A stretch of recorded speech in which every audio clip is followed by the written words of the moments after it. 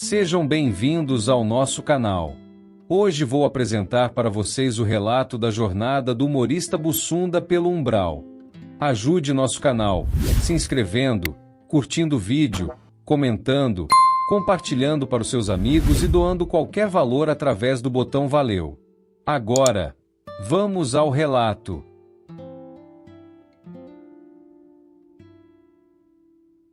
Senhores e senhoras, que a paz do Cristo esteja com todos nós. Escrevo-lhes não como personagem que habitou as telas, as capas de revistas ou os palcos esfumaçados de teatros, mas como um espírito que, após longas e dolorosas jornadas pelo deserto de si mesmo, encontrou a fresta de luz necessária para compreender a extensão da vida. Sou Cláudio, o Becerma, aquele que um dia acreditou que o mundo se resumia ao som retumbante da gargalhada alheia e que a imortalidade era algo que se conquistava com um contrato renovado em uma grande rede de televisão. Hoje, as luzes que me cercam não são de refletores e o silêncio que me envolve não é o vazio de um teatro vazio, mas a paz profunda de quem finalmente começou a perdoar e a ser perdoado. O futebol que eu tanto amava pulsava ao meu redor. A euforia da Copa do Mundo era o cenário perfeito para quem vivia da imagem, da celebração e da distração. No entanto, naquele quarto de hotel, enquanto o corpo físico reclamava um descanso que eu negligenciara por décadas, o fio de prata se rompeu. Senti um aperto no peito que não era apenas biológico. Era o grito de uma alma que percebia, naquele milésimo de segundo, que estava partindo sem malas, sem piadas e, acima de tudo, sem créditos suficientes na contabilidade do amor. Ao fechar os olhos, na densa névoa de Munique, não encontrei os portões dourados que a imaginação popular pinta. Encontrei o reflexo do meu próprio deserto. Fui tragado por uma escuridão que não é a ausência de luz física, mas a ausência de esperança e a presença sufocante dos próprios erros. Fui para o que muitos chamam de umbral. Ali o tempo não se conta em dias, meses ou anos terrestres, mas em ciclos de agonia e lucidez que se alternam como ondas de uma maré pesada e cinzenta. Por que fui para lá? Por que um homem que dedicou a vida a fazer os outros rir mereceria a sombra? Essa foi a minha primeira pergunta, gritada ao vazio, recebendo como resposta apenas o eco da minha própria arrogância. No umbral, percebi que o riso que eu provocava muitas vezes tinha um preço que eu não computei na terra.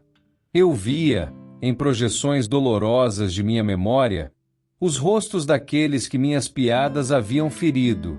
Percebi que o deboche, quando desprovido de caridade, é uma arma que fere quem o dispara tanto quanto quem é o alvo. Vi que a minha vaidade, alimentada pelos aplausos, criara em volta de mim uma casca de orgulho que me impedia de ver o próximo como um irmão. Eu não era mau, mas era invigilante. Eu não era um monstro, mas era um homem que esqueceu que a fala é um dom divino e que o talento deve ser usado para erguer e não para derrubar, mesmo que a queda do outro gere uma boa piada e bons índices de audiência. As sátiras, os estereótipos, o desprezo disfarçado de humor inteligente, tudo aquilo se transformou em pesos amarrados aos meus pés espirituais.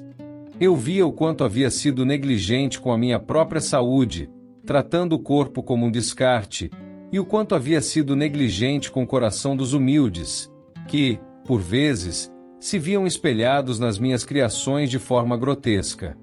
No umbral, você não é o que os jornais dizem, você é o que você fez os outros sentirem, e eu sentia o frio das almas que magoei.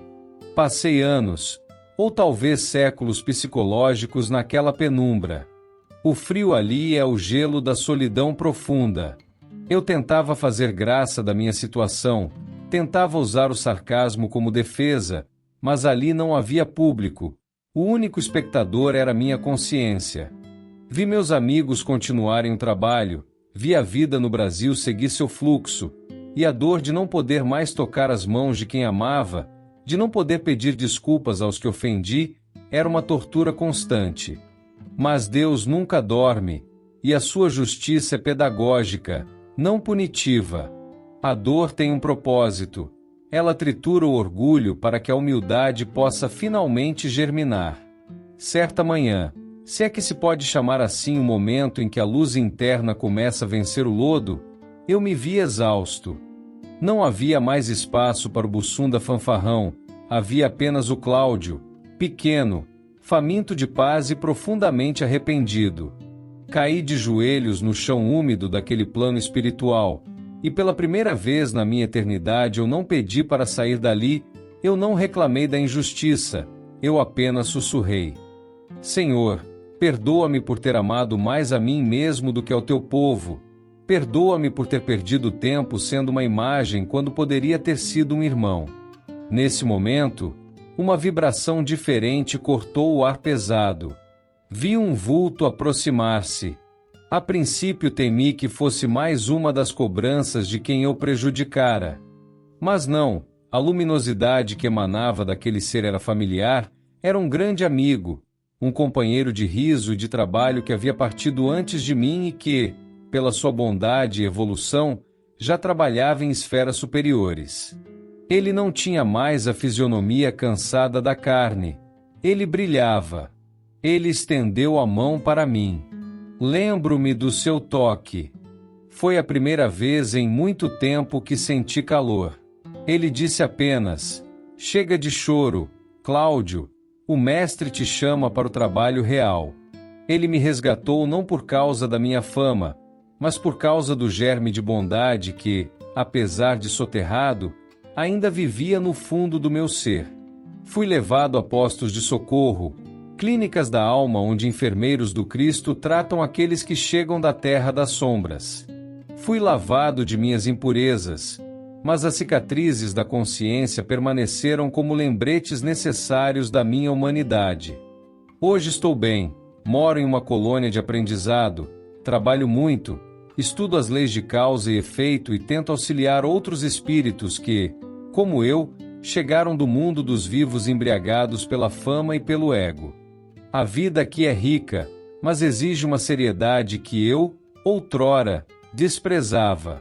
Aprendi que o verdadeiro humor é aquele que cura, que traz luz à alma e que não precisa dar dor de ninguém para existir. Mas o que mais quero dizer a vocês, através destas linhas, é sobre o poder transformador do perdão.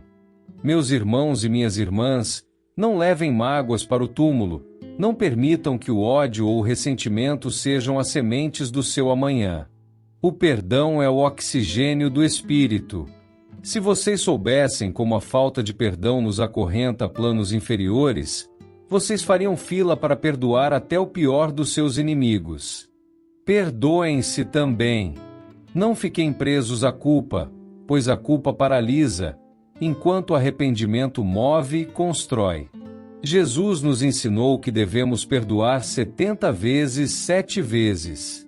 Na Terra, eu achava isso uma figura de linguagem. Aqui, eu sei que é uma necessidade matemática de sobrevivência. Se eu não tivesse recebido o perdão do Cristo e daqueles a quem ofendi com minha língua afiada, eu ainda estaria no frio. O perdão rompe as correntes da obsessão e do sofrimento. Ele é o único tesouro que vocês podem acumular e que não será destruído pela ferrugem ou pela morte física. A paz do Cristo não é a ausência de problemas, mas a presença da harmonia no centro da alma, independentemente do que acontece fora. Busquem essa paz na oração sincera e na caridade silenciosa. A caridade que eu não pratiquei o suficiente porque estava muito ocupado comigo mesmo. Ajudem sem perguntar o nome. Amem sem esperar retorno e usem as suas vozes para consolar e fortalecer os que caíram. Sinto hoje uma leveza que nenhum sucesso na TV me deu. O brilho da tela era pálido comparado à luz que sinto quando posso ajudar um irmão em agonia. O sucesso era uma máscara. A fraternidade é o meu verdadeiro rosto.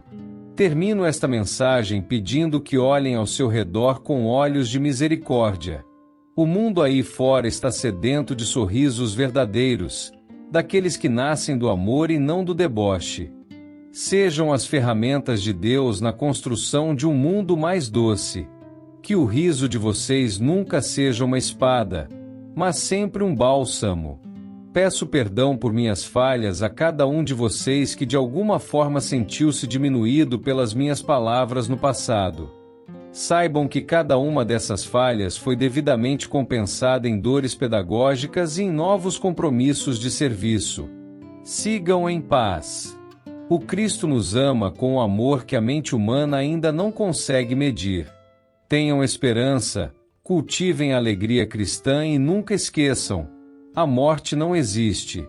O que existe é apenas a mudança de endereço e a colheita inevitável do que semeamos no solo do tempo. Plantem amor para colherem luz, plantem perdão para colherem liberdade. Que a luz divina ilumine cada lar, cada coração e cada pensamento de vocês. No final, só o amor é o que conta. Todo o resto é apenas cenário que se apaga quando as luzes do teatro da vida se apagam e a verdade do Espírito brilha. Com todo o meu carinho, agora e sempre, um irmão que aprendeu a amar o Cristo no silêncio do perdão. Que a paz esteja convosco. Cláudio Besserman Viana.